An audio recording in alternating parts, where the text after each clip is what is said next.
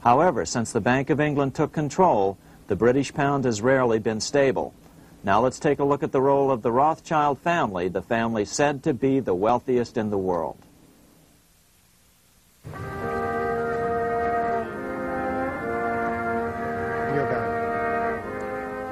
This is Frankfurt, Germany. 50 years after the Bank of England opened its doors, a goldsmith named Amschel Moses Bauer opened a coin shop, a counting house, in 1743.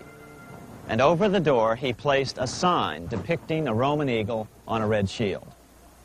The shop became known as the Red Shield Firm, or in German, Rothschild.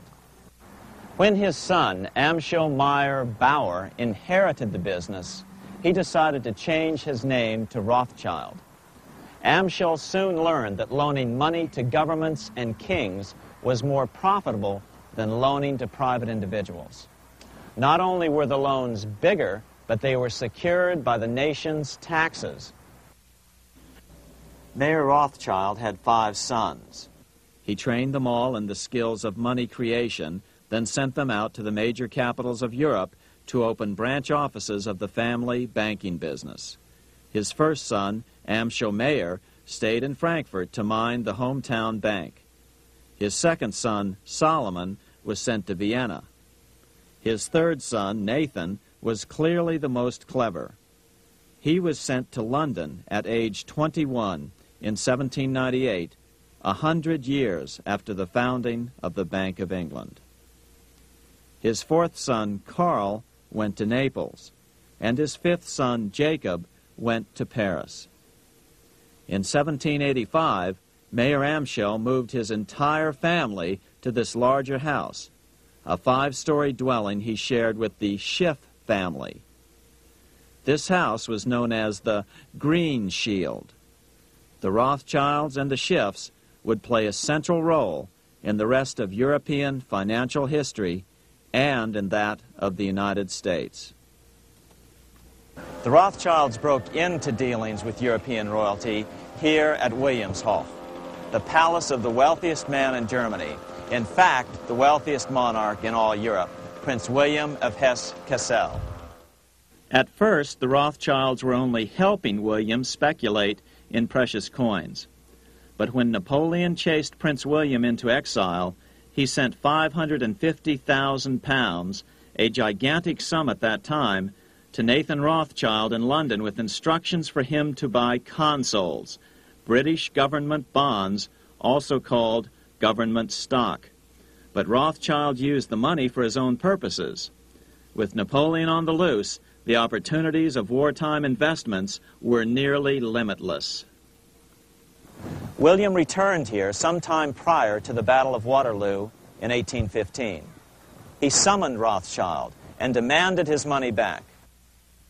The Rothschilds returned William's money with the interest the British consuls would have paid him had the investment actually been made. But the Rothschilds kept all the past profits they had made using William's money. Nathan Rothschild later bragged that in the 17 years he'd been in England, he'd increased his original 20,000 pound stake given to him by his father by 2,500 times. By cooperating within the family, the Rothschilds soon grew unbelievably wealthy. By the mid-1800s, they dominated all European banking and were certainly the wealthiest family in the world. They financed Cecil Rhodes, making it possible for him to establish a monopoly over the diamond and gold fields of South Africa. In America, they financed the Harrimans and railroads, the Vanderbilts in railroads and the press, and Carnegie in the steel industry, among many others. In fact, during World War I, J.P. Morgan was thought to be the richest man in America. But after his death, it was discovered that he was actually only a lieutenant of the Rothschilds. Once Morgan's will was made public, it was discovered that he owned only 19% of J.P. Morgan companies. By 1850, James Rothschild, the heir of the French branch of the family, was said to be worth 600 million French francs, 150 million more than all the other bankers in France put together. He built this mansion called Ferrier, just east of Paris. Wilhelm I, on seeing it, exclaimed, "Kings couldn't afford this. It could only belong to a Rothschild." Another 19th century French commentator put it this way: "There is but one power in Europe, and that is Rothschild."